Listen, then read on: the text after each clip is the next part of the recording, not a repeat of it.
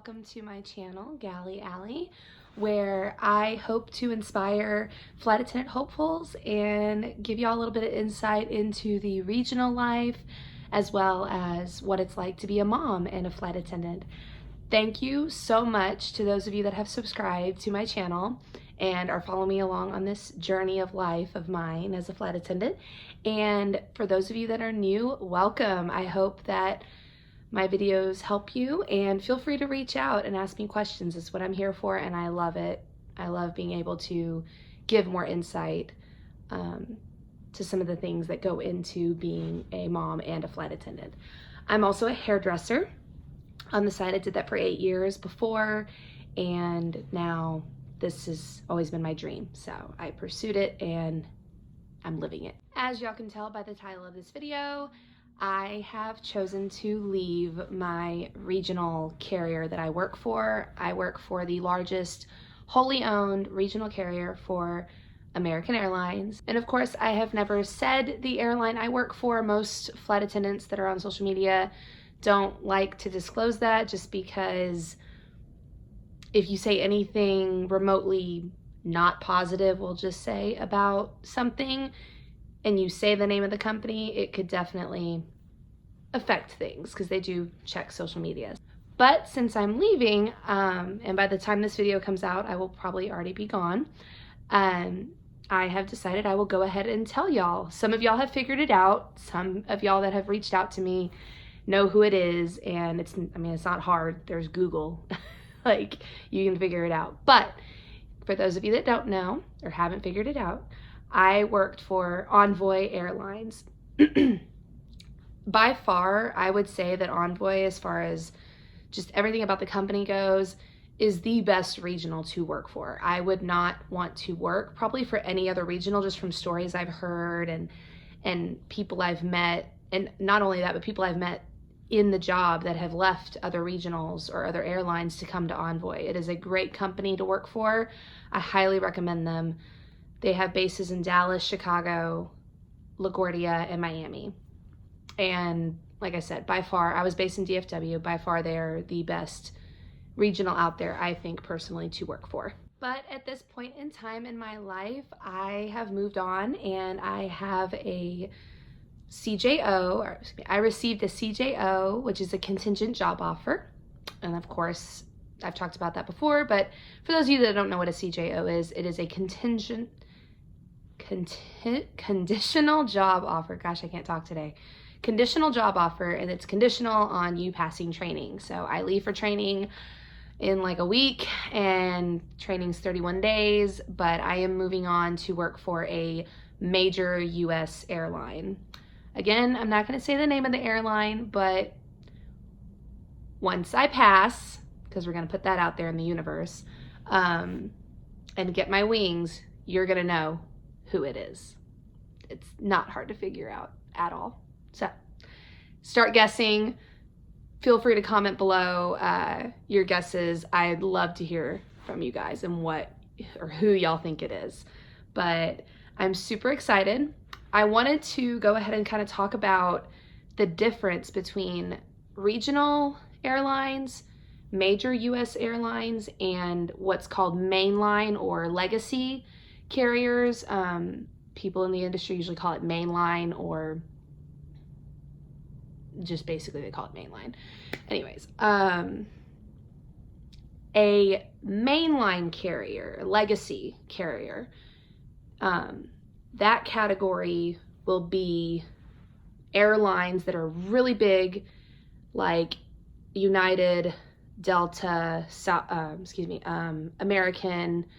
Those three are some of the top ones. I think Hawaiian Air is on there as well. But as far as US carriers go, United, American, and Delta are the three biggest ones.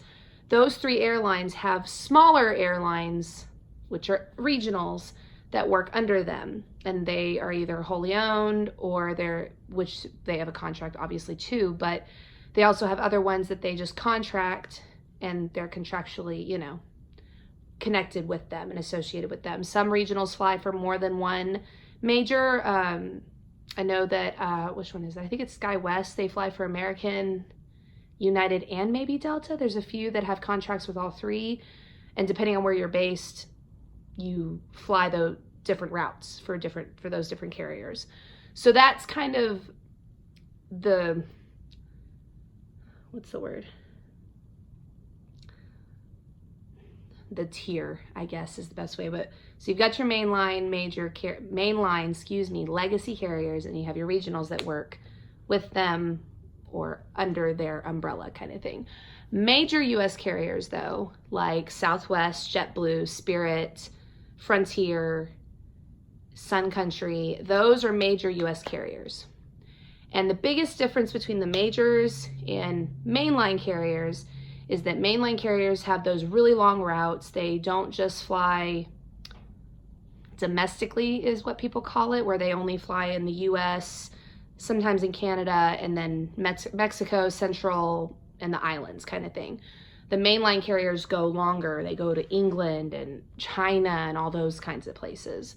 So that's the biggest difference between mainline and majors. I feel like people mix up major airlines with regionals sometimes, because regionals do the same thing as far as we only stay up in America, sometimes Canada and Mexico and certain areas like that. We don't go to Central America, but we also do shorter routes.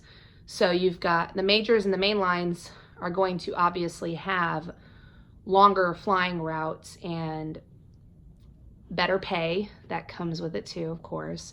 But more importantly, they're just going to have better routes, better overnights, more touristy things, places to stay and all that kind of stuff. The regionals are smaller, but I've heard some people calling a major a regional because they only fly what's called domestic, meaning they don't go across the big pond is what I call it. But they go international. Like, people think that regionals and majors, or they just don't think that Mexico or those kinds of places are international. You have to go through customs when you come back to the US, so that is international. And I think the longest route right now, well, maybe not the longest route, but what seems like the longest route right now is Southwest just had their Hawaii flights open. So they've started going even further, and everything's constantly growing, so it always could change. But I hope that kind of helps y'all understand what mainline versus major versus regional is. And then of course there's private airlines and charter airlines, but I don't know much about those, and that's a whole different spectrum. So hopefully that cleared things up, and I hope y'all kind of better understand exactly what those three categories are. Because I have even heard some people that work for major airlines call them regionals, and I'm like, no honey, you work for a major US carrier. Like, that's a bit of a bigger deal, and it's totally different than flying regional. It really is. We do like some flights that are just as little as 20 minutes, and most of the time you're not going to find that at a major or mainline, because they're flying bigger planes and they don't want to just keep those planes for short little hops like that. They're going to use smaller planes, which are the ones that regionals fly, and that's the ones I work on. And the two other differences between majors versus regional is majors fly larger airplanes, so they do fly bigger aircraft, which of course equals longer routes, like I said, and regionals fly smaller planes, the little bitty ones that you get in and you're like, oh my gosh, this is so small. And then sometimes we have a bigger one that's not quite so small, but it's still small compared to the major airlines or even mainline carrier airplanes. Their aircraft are bigger. And now I will talk a little bit about why I went the regional route, if you want to call it that. Why I went with a regional and why I didn't just go mainline. I've been asked that so many times, and it gets frustrating because it's not like I didn't try. It took me 2.5, almost 3 years to get the job that I have. The airline hiring process is a bit of a hard process. There are thousands of applicants that apply, and only hundreds, if not less than that actually get the job. It is statistically easier to get into Harvard Law School than it is to become a flight attendant in general, but especially for the bigger airlines. And I'm very happy where I am at, and I'm glad I started here. I really am. But ultimately for myself, I never saw myself at a regional very long. I grew up in an airline family, in case y'all didn't know that already. My dad flew as a pilot for United Airlines for 30 years. My sister flies for American. I have an aunt at Delta and a cousin at Southwest. Literally, we're everywhere. And I always saw myself working for a larger carrier, whether it was a major US carrier or a mainline. I didn't care. I wanted to work for one of the larger carriers. So that's where I always saw myself eventually. And I'll be making another separate video. This is gonna be a 2-part video. My second part is going to talk about, in the second part, I'm gonna talk about my whole process that took the whole 2.5 years to become a flight attendant and what that was like, because there was a lot of rejection that I got from multiple airlines, and that's not easy. It's not easy to be told no, and you feel like you're not enough. It's hard not to take those things personally, but you just got to trust in the process and hope, and just keep the hope alive and not get into the negativity of it, and just keep trying. And I'm very glad that I did. This airline was actually one of the first ones ever, 3 years ago, that I applied for, and I got invited to the face-to-face, but I just never went. I just didn't do it. I just decided not to, and then I decided to, move on to other opportunities and try out and apply and, go to the hiring events and all that kind of stuff along the way.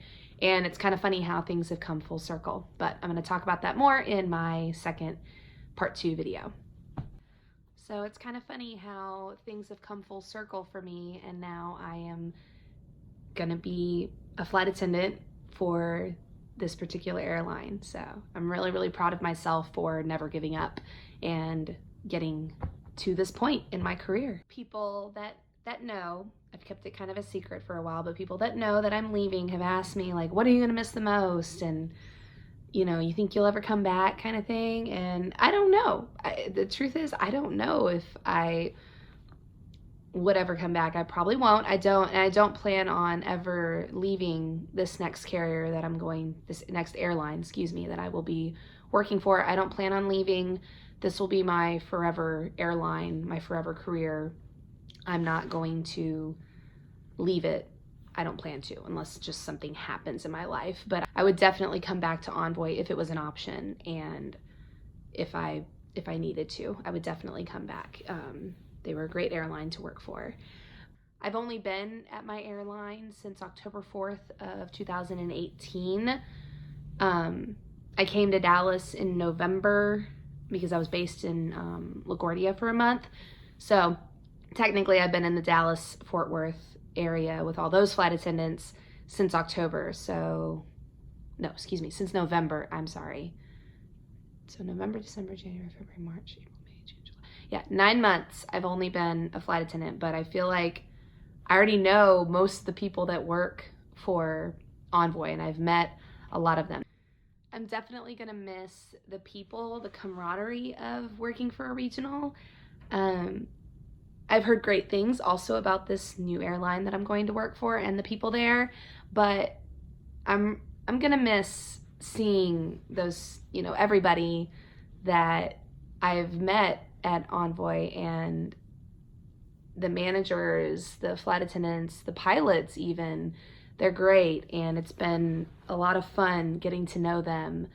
Well, guys, that is it for this video, and thanks for watching. Be sure to like this video if it maybe helped y'all understand something about airlines a little bit better, and just thank you for listening and hearing about my little journey to this next airline that I'm working for.